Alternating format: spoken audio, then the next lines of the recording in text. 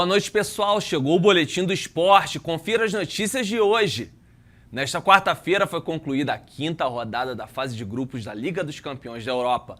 Vamos conferir o giro da Champions.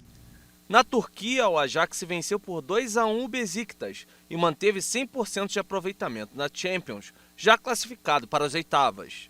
Um dos gols foi marcado por Haller, atacante de origem francesa e nacionalidade marfinense, o novo artilheiro da competição ao lado do polonês Lewandowski. Em Milão, a Internazionale bateu o Shakhtar da Ucrânia por 2-0 e garantiu vaga no mata-mata. Duelo de gigantes do futebol europeu na Inglaterra. O Manchester City venceu o Paris Saint-Germain por 2-1 e garantiu o primeiro lugar do Grupo A. O gol da virada foi marcado pelo brasileiro Gabriel Jesus. Na Bélgica teve sacode. Já eliminado, o RB Leipzig goleou o Bruges por 5-0 e pelo menos garantiu a presença na Liga Europa. Na Espanha, o Milan venceu fora de casa o Atlético de Madrid por 1-0 e segue na briga pela classificação para a próxima fase. Na terra dos Beatles, o Liverpool fez 2-0 no Porto e é outro time 100% na Liga dos Campeões. Em Lisboa, o Sporting passou pelo Borussia Dortmund e chegou pela segunda vez na história às oitavas de final, 3-1. E o sonho do Sheriff da Moldávia de repetir a façanha da estreia na Champions teve fim. Derrota em casa por 3-0 para o Real Madrid. Eliminada, agora a equipe vai para a Liga Europa. Nesta quarta-feira foram realizadas 2 partidas do Brasileirão. No Maracanã, o atacante Fred fez um gol relâmpago de pênalti e o Fluminense venceu o Internacional por 1-0. No Morumbi, São Paulo e Atlético Paranaense não saíram do 0-0. Daqui a pouquinho, 2 duelos entre cearenses e paulistas. Às 7 da noite jogam na Vila Belmiro, Santos e Fortaleza. E no Castelão, às 8 da noite, o Ceará enfrenta o Corinthians. O elenco do Palmeiras desembarcou no início da noite de ontem em Montevidéu, capital do Uruguai, onde vai disputar a final da Copa Libertadores. A partida será neste sábado no Estádio Centenário contra o Flamengo. A delegação deixou o aeroporto de Guarulhos, em São Paulo, por volta das 4 da tarde, no horário de Brasília, e pousou na cidade uruguaia às 6h30. O voo estava previsto para sair um pouco antes, mas houve um atraso de quase 50 minutos. A comitiva palmeirense chegou em 2 ônibus ao hotel de Montevidéu e torcedores estavam na porta do local para recebê-los. Em um avião envelopado com detalhes do Palmeiras na carenagem e nas poltronas, o time ainda contou com o mesmo piloto que levou a delegação ao Rio de Janeiro para disputar a final da Libertadores de 2020 contra o Santos. O Verdão agora realizará mais 2 atividades em Montevidéu antes da decisão de sábado no Estádio Centenário. Atual campeão, Palmeiras busca o tricampeonato e assim empatar com São Paulo, Grêmio e Santos como os maiores vencedores do Brasil na Libertadores. Os torcedores de Flamengo e Palmeiras também estão chegando a Montevidéu. Aos poucos, a capital do Uruguai vai sendo tomada pelos brasileiros, gerando grande expectativa para o setor de turismo.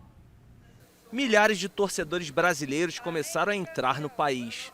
A expectativa uruguaia é de receber cerca de 60 mil pessoas para a aguardada decisão do principal torneio de clubes do continente. O rubro-negro e o alviverde começaram a colorir a cidade. Vamos ficar até domingo. Domingo é meu aniversário, então vou voltar para casa com a taça e comemorar com a minha família. De acordo com o governo uruguaio, cerca de 95% dos ingressos reservados aos torcedores do Flamengo já foram vendidos. Mais da metade da carga de bilhetes destinada à torcida palmeirense foi comercializada. Cada clube teve direito a vender 14 mil ingressos para seus torcedores. Realmente, estávamos em minoria lá, mas isso não interessa. O que interessa é dentro de campo. Dentro de campo é 11 contra 11 e vai dar Palmeiras. Os hotéis em Montevidéu e arredores estão com ocupação máxima neste fim de semana, com reservas fechadas há mais de um mês. A atividade turística da região pretende se recuperar após a pandemia, com o impulso da paixão pelo futebol. É uma emoção também maior, né? Porque a gente está há muito tempo, todo mundo sem viajar, sem poder ir aos estádios. Então a gente poder estar reunindo aqui a nossa torcida, né? Todo mundo junto no estádio, quase que pela primeira vez, né? Após esse período que todo mundo passou. Foi um período, né, de sacrifício para todo mundo. Vai ser uma celebração com certeza ainda maior, né?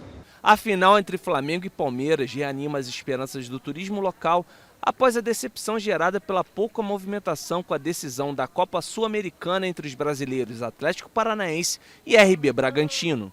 Embora a Conmebol não tenha divulgado o número de ingressos vendidos, A partida foi disputada no último sábado com apenas 2 arquibancadas habilitadas no Centenário devido ao escasso público, que não chegou a 20 mil espectadores. Começou a operar um esquema especial de segurança organizado pela polícia uruguaia, com 4 mil militares em todo o país para reforçar os pontos de fronteira.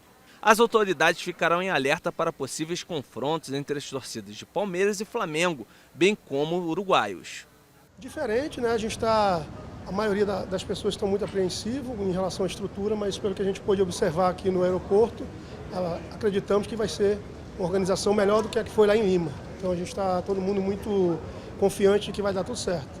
No dia da partida, a partir das 6 da manhã no horário local, o entorno do Centenário ficará sob forte controle de acesso. Os portões da arena serão abertos ao público 4 horas antes do início da decisão. A Conmebol anunciou nesta quinta-feira que não vai mais adotar o critério do gol fora de casa em suas competições.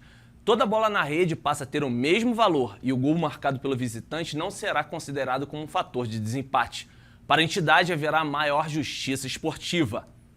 Essa decisão foi anunciada pelo presidente da Conmebol, Alejandro Domingues, e depois confirmada nas redes sociais.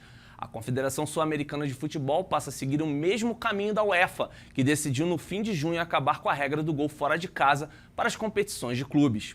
O critério do gol como visitante havia sido implementado em confrontos eliminatórios da Libertadores e da Sul-Americana a partir de 2005. De 2008 em diante já não valia mais para a final, que passou a ser disputada em 2 partidas, ida e volta, até 2018. Nesta quinta-feira, dia 25 de novembro, faz 1 ano da morte do craque argentino Diego Armando Maradona. Na Itália, onde também brilhou nos gramados, ele foi homenageado. Na cidade de Nápoles, uma estátua do ídolo do futebol em tamanho real foi inaugurada em frente ao estádio São Paulo. Na cidade italiana, o ex-jogador de futebol argentino, que integrou o clube local, ganha mais uma homenagem no primeiro aniversário de sua morte, uma estátua de bronze em frente ao estádio São Paulo, rebatizado de Maradona em dezembro passado. De acordo com Domenico Seppe, a escultura tem quase o tamanho natural do craque. Depois de saber da morte de Diego Armando Maradona, como napolitano, foi como se faltasse algo na minha vida, no meu dia a dia. Resolvi homenagear o campeão argentino com uma obra que lhe daria a eternidade. Como napolitano, principalmente como torcedor da equipe do Napoli e escultor, a única coisa que pude fazer foi homenageá-lo com uma escultura. No quarteirão espanhol, no centro histórico de Nápoles, um afresco pintado em 1990 também lembra Maradona. Mas é apenas uma das muitas homenagens ao ídolo. Novos murais aparecem regularmente na cidade italiana e em toda a região. Eu não queria ver apenas Nápoles, também queria ver como os napolitanos se lembram de Diego, sua história, futebol, esportes e de sua vida.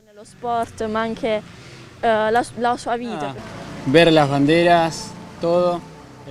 Para mim, Diego é um deus. Ver todas as bandeiras aqui e o fato dele ter conquistado o coração de Nápoles é uma loucura. Vim só para isso, para ver os murais e ver como as pessoas amam Maradona e os argentinos também.